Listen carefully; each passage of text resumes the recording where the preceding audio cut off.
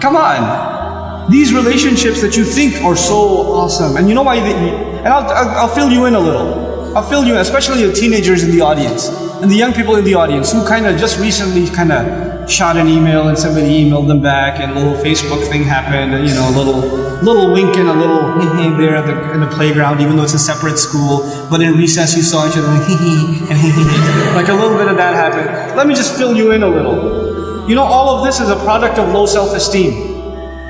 You think you're ugly. So if a guy thinks you're cute, you're like, really? I'm beautiful?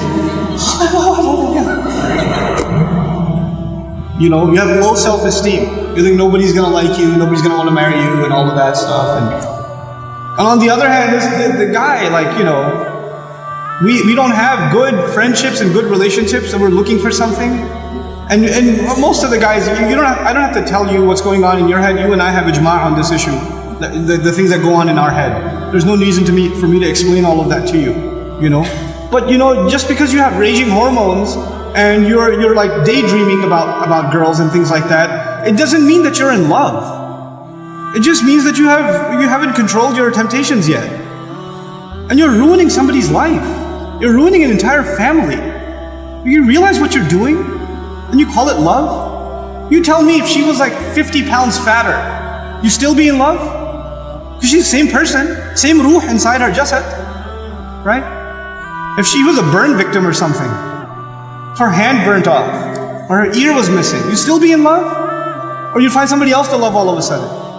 And if you can't answer that question honestly, then come on, you're not in love, you're just hormonal. That's all you are, you know? This is what we've done to relationships that are supposed to be beautiful. Marriage is supposed to be a beautiful relationship. It's supposed to be a lifelong relationship. But because you're watching all of these models on TV and stupid, like, you know, women that are just throwing themselves at men and all this stuff, and you've developed this delusional concept of what it means to have love in your life. Delusional concept. Our deen came to free the world from this nonsense.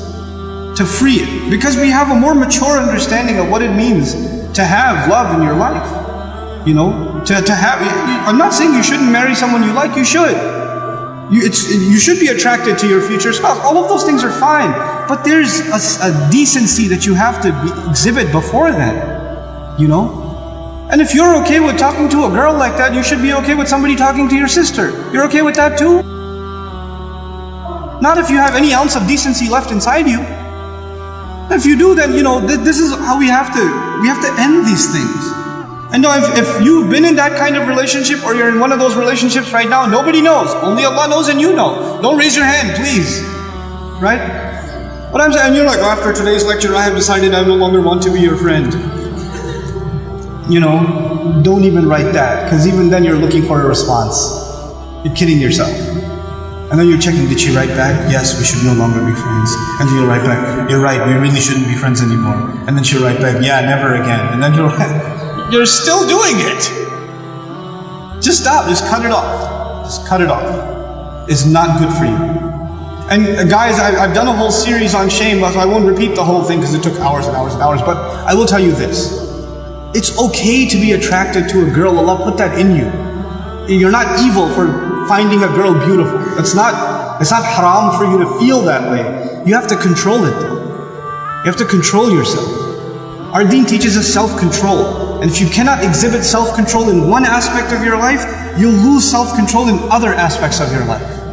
Same thing for you. Same thing for you. Control yourself. Control your giggle. Control your overly friendly demeanor in certain situations. Don't be oblivious to, don't say we're just friends, or he's like a brother to me. If he ain't your brother, he ain't your brother. That's it. That's it. Either he's your brother, you share a mom, or he's not. And that's the end of it.